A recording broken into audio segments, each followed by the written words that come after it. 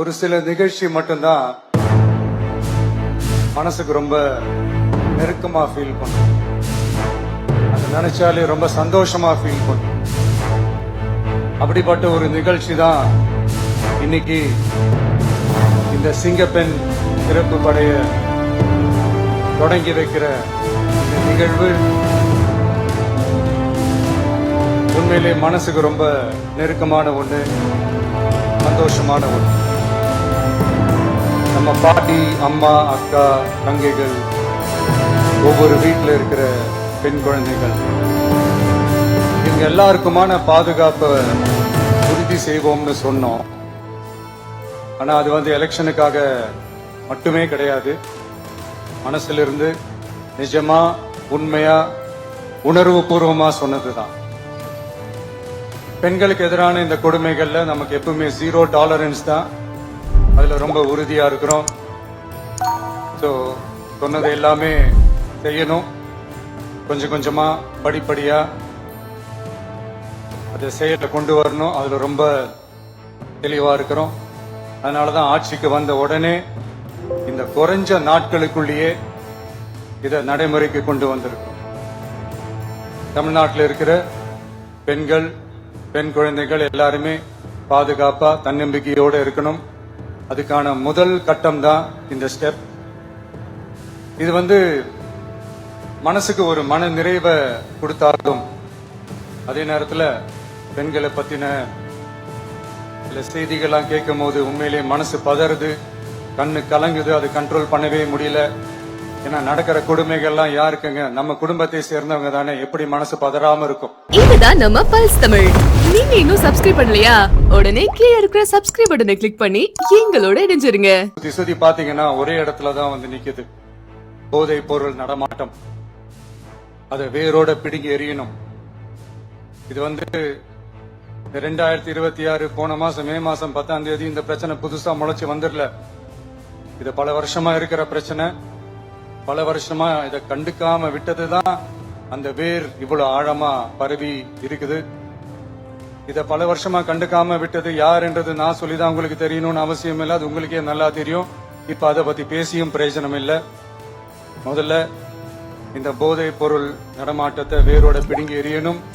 அப்படி எரிஞ்சாதான் இந்த பெண்களுக்கான இந்த சேஃப்டி ரொம்ப ஸ்ட்ராங் ஆகும். இது ரெண்டுமே ஸ்ட்ராங் ஆனாலே ஆட்டோமேட்டிக்கா சட்டம் ஒழுங்கும் சரியாகும். இந்த 3 விஷயம் சொன்னல, இந்த போதை பொருள் நடமாட்டம், பெண்களுக்கு எதிரான இந்த கொடுமை, இந்த சட்டம் ஒழுங்கு, இது 3மே ஒண்ணுக்கு ஒண்ணு இன்டர்லிங்க் தான். இதுவும் இப்ப புதுசா வந்த பிரச்சனை கிடையாது. பல வருஷமா இது இன்டர்லிங்க்டா தான் இருக்குது. இதெல்லாம் ஏன், எதுக்குன்றது இப்ப முக்கியம் இல்லை. இது எப்படி சரி செய்ய போறோம்ன்றது தான் முக்கியம். பட் அதே நேரத்துல இன்னொன்னையும் நம்ம மனசுல எடுத்துக்கணும். இந்த பெண் குழந்தைகளுக்கான இந்த பாதுகாப்பு இது வெறும் சட்டம் ஒழுங்கு சம்பந்தப்பட்டது மட்டும்தானா அப்படின்னு கேட்டீங்கன்னா இல்ல. இது சமூக ஒழுங்கும் சம்பந்தப்பட்டிருக்கு. சமூக ஒழுங்குல தனி மனித ஒழுங்கும் சம்பந்தப்பட்டிருக்கு. தனி மனிதன் ஒழுங்கா இருந்தாலே அந்த சமூகம் தன்னால மாறும். ஒரு கட்டுப்பாட்டோட, ஒரு பொறுப்பா இருந்தாலே இந்த மாதிரி பல பிரச்சனைகளை நம்ம கண்ட்ரோல் பண்ணலாம். படிக்கிற இடத்துல, வேலைக்கு போற இடத்துல, டிராவல் டைம்ல, டெய்லி லைஃப்ல பயம் இல்லாம மரியாதையோட நம்ம பெண்கள் வாழணும். அதுக்கான ஒரு அட்மாஸ்பியரை நம்ம கிரியேட் பண்ணணும். அதுதான் நம்மளுடைய ஃபர்ஸ்ட் டார்கெட்டு. இவ்வளவு நேரம் நான் இதெல்லாம் ரொம்ப சாஃப்டா சொல்லிட்டு இருந்தேன். ஆனா பெண்களை தொந்தரவு செஞ்சுட்டு அப்படியே எஸ்கேப் ஆகி போயிடலாம்னு நினைக்கிறவங்களுக்கு நான் ஒரு வார்னிங்காவே சொல்றேன். பெண்கள் பாதுகாப்பை டிஸ்டர்ப் பண்றவங்க யாரா இருந்தாலும் அது சகிச்சுக்கவே முடியாது. அவங்களுக்கான தண்டனைக்கான நடவடிக்கைகள் எல்லாமே போலீஸ் டிபார்ட்மெண்ட்ல இருந்து ரொம்ப கடுமையான ஒரு தண்டனையா இருக்கும். கடுமையான ஒரு நடவடிக்கைகளா இருக்கும். அந்த தண்டனை, அவங்களுக்கான அந்த சார்ஜ் ஷீட் எல்லாமே ரொம்ப ஃபாஸ்டா, ஸ்பீடா அது செயல்படுத்தப்படும். என்ன ஒண்ணு, அந்த ஸ்பீட்ல நிரபராதிகள் யாரும் தண்டிக்கப்பட்டிருக்கூடாது. இதையும் காவல் அதிகாரிகள் மைண்ட்ல எடுத்து, தப்பு செஞ்சவங்களுக்கு மட்டுமே அந்த உண்மையான கடுமையான தண்டனை கோர்ட் மூலியமா வாங்கி தரணும். அப்பதான் அதை பார்த்து தப்பு செய்ய நினைக்கிறவங்களுக்கு கூட தப்பு செய்யக்கூடாதுன்ற அந்த ஒரு பயம் உங்களுக்கான அந்த கண்ணியமும் தான் நம்ம அரசினுடைய highest and most important priority. ஒரு கவர்மெண்டோட அந்த விஷன் அண்ட் டார்கெட் ஆனஸ்டா இருந்தாலே போதும்.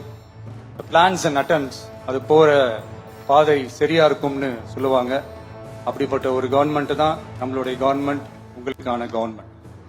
இந்த ஷார்ட் ஸ்பேன்ல இந்த சிங்கப்பெண் சிறப்பு படைய நடைமுறைக்கு கொண்டு வந்து இதுக்கு ரொம்ப கடுமையா உழைச்ச காவல்துறை அதிகாரிகளுக்கும் பணியாளர்களுக்கும் இந்த நேரத்தில் என்னுடைய பாராட்டுகளை தெரிவிச்சுக்கிறேன்.